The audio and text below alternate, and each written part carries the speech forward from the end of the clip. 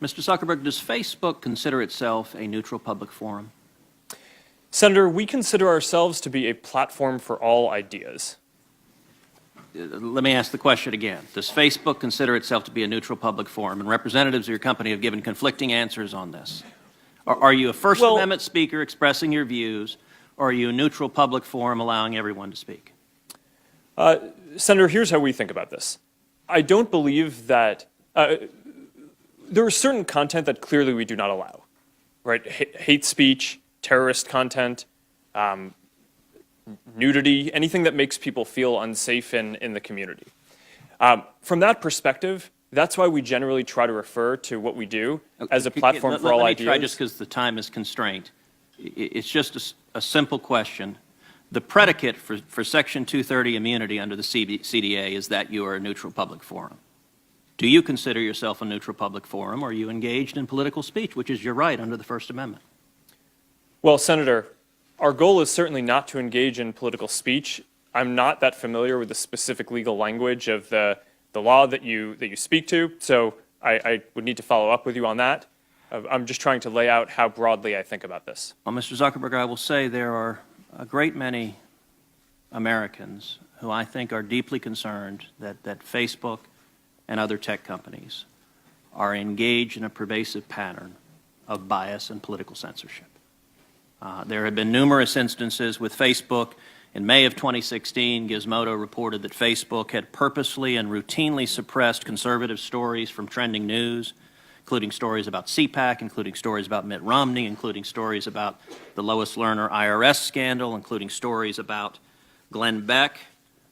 In addition to that, Facebook has initially shut down the Chick-fil-A Appreciation Day page, has blocked a post of a Fox News reporter, has blocked over 24 Catholic pages, and most recently blocked Trump supporters Diamond and Silk's page with 1.2 million Facebook followers after determining their content and brand were, quote, unsafe to the community.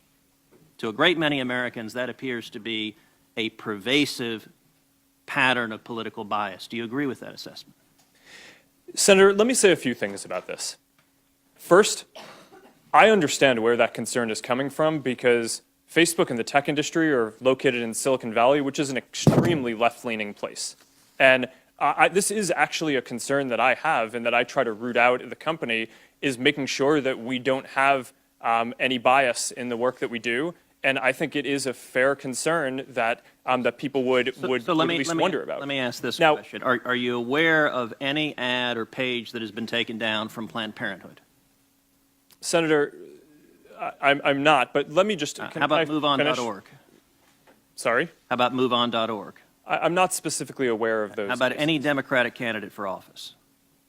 I'm not specifically aware. I mean, I'm not sure. In your testimony, you say that you have 15,000 to 20,000 people working on security and content review. Do you know the political orientation of those 15,000 to 20,000 people engaged in content review? No, Senator. We do not generally ask people about their political orientation when they're joining the company. So as CEO, have you ever made hiring or firing decisions based on political positions or what candidates they supported? No. Why was Palmer Luckey fired? That is a specific personnel matter that seems like it would be inappropriate to speak to here. You just made a specific representation that you didn't make decisions based on political views. Well, is that accurate? I can commit that it was not because of a political view. Do you know of those 15,000 to 20,000 people engaged in content review, how many, if any, have ever supported financially a Republican candidate for office?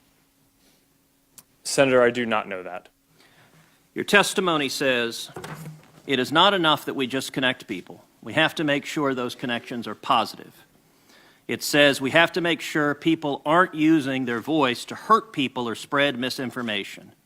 We have a responsibility not just to build tools, to make sure those tools are used for good. Mr. Zuckerberg, do you feel it's your responsibility to assess users whether they are good and positive connections or ones that those 15,000 to 20,000 people deem unacceptable or deplorable?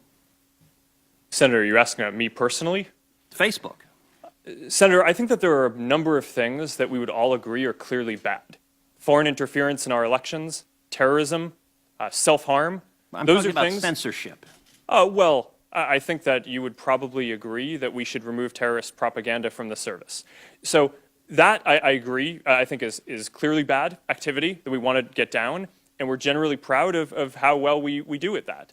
Now, what I can say, and I do want to get this in before the end here, is that I am very committed to making sure that Facebook is a platform for all ideas. That is a very important founding principle of what we do. We're proud of the discourse and the different ideas that people can share on the service. And that is something that, as long as I'm running the company, I'm going to be committed to making sure is the case. Thank you. Thank you, Senator Cruz.